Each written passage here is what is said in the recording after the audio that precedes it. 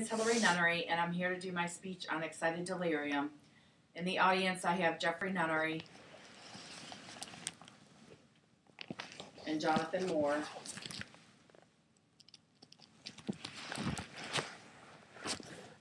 I'm going to give a brief overview of my speech, a preview of it. After listening to the following speech, my audience should be able to be informed about excited delirium and understand why there needs to be a change in investigating excited delirium. In most cases of excited delirium, there is little information to support a clear manner of death or a cause of death known as excited delirium. And death almost always occurs after a violent struggle with police officers. Some of the main points are the symptoms of excited delirium. According to Ross and Chan, the following are symptoms that occur during an episode of excited delirium: an acute psychotic behavior, violent agitation, altered mental status. Delirium, along with bizarre behaviors of excited delirium, will also tend to jump out of windows. They have profuse sweating and a lack of response to painful stimuli. Understanding a rendered opinion regarding excited delirium. Some professionals question the existence of excited delirium. According to Ross and Chan in 2006, they are medical examiners. They believe that excited delirium is a syndrome. However, Ross and Chan take exception to the American Medical Association, who does not recognize excited delirium as a medical or psychiatric disorder. The American Civil Liberties Union feels that excited delirium is being exploited by others and that police officials are using this syndrome to justify extreme force, as cited in Ross and Chan. Ross and Chan cite Dr. Luther Bell, who believes that when sudden death occurs while an individual is restrained and a negative autopsy is present, the manner of death is labeled as excited delirium. Ross and Chan, why a policy should be revised in an effort to provide a thorough investigation into excited delirium. According to Sullivan, excited delirium is a controversial diagnosis that is used by coroners when an individual dies while in police custody. That the Civil Liberties Union group does not believe that excited delirium really does exist. Sullivan cites Balaban, an attorney for the Civil Liberties Union, who agrees in almost every case excited delirium is a direct result of a fighting with police officials. Balaban believes that police officials are using excited delirium as in an effort to cover up a death when excessive force is used by police officials.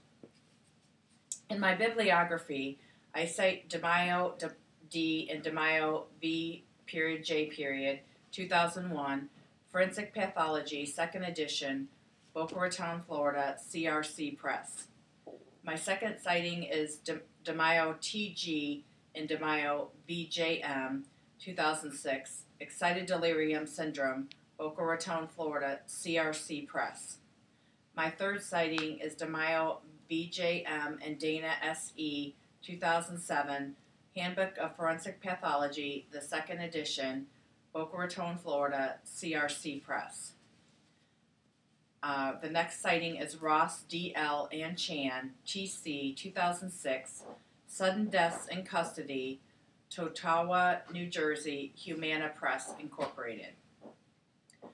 The next citing is Sullivan L., 2007, February 26th, Death by Excited Delirium, Diagnosis or Cover-Up, All Things Considered, retrieved from http://www.npr.org/templates/story. The final citing is Pearson, A. 2009, August 8th. Can excited delirium get cops off the hook? New Scientist, first page 9, access 437-00862.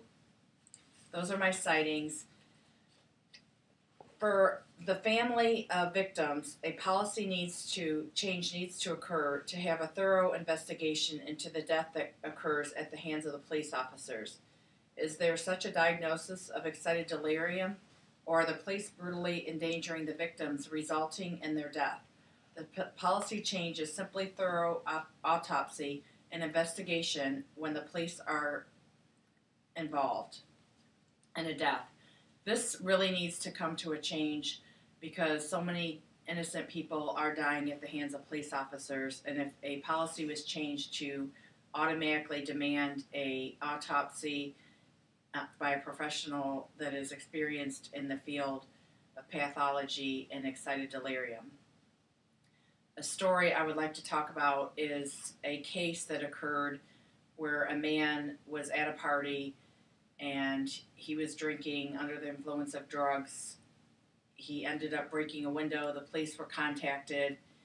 He was taken into police custody, and during the video, you see the man having a dispute with the police officers, and the next thing you hear, the gentleman, he stops breathing, and the police walk out, and the EMS agrees that the individual has died at the prison. After investigation and an autopsy was performed, it was decided that he had excited delirium.